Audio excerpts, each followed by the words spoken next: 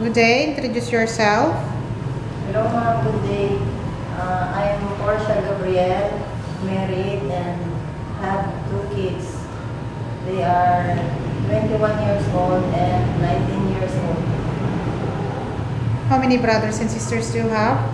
I have 5 brothers and 1 sister. Okay, and what is your position in the family? I am the 5th What is your religion? Iglesia ni Cristo. Okay, you're married. Yes ma'am. And your family allows you to go abroad, especially your husband, Yes ma'am. who will look for your 2 children if you're going to Hong Kong. My mother. Your kids are in college now. Yes ma'am. So, what's the reason you want to work in Hong Kong? I want to give their needs, ma'am, especially in their schooling. Senior education.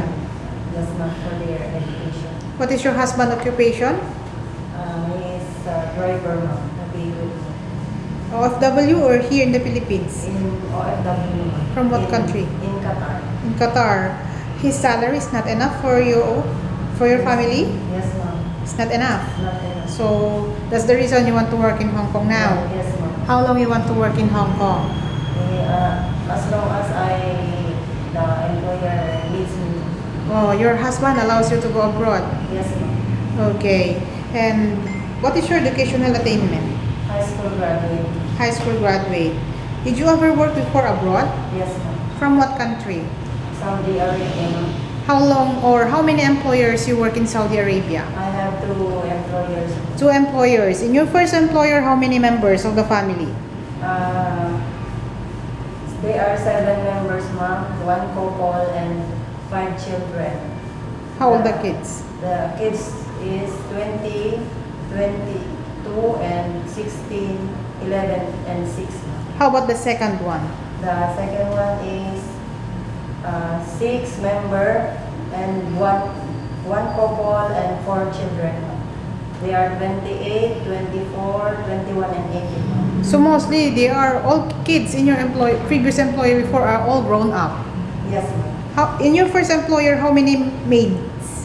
Only me, ma'am. How about in the second one? Only me also. Do you have any day off before? No, ma'am. No day off. Okay.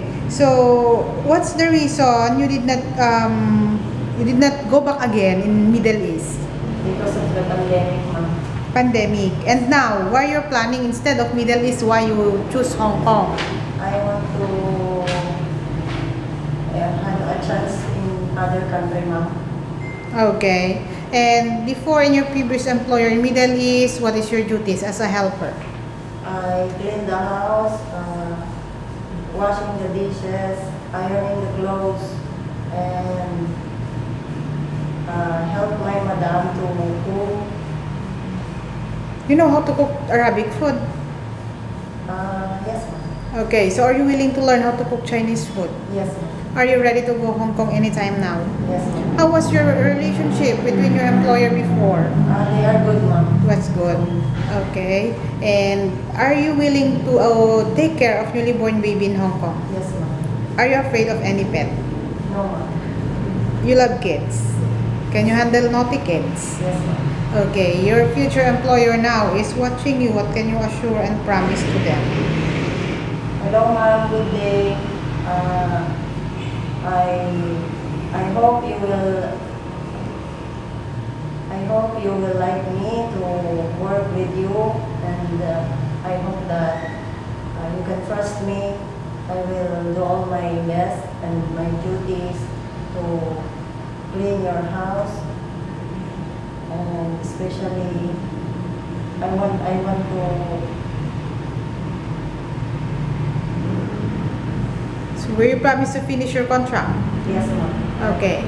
Thank you very much. Hl2382.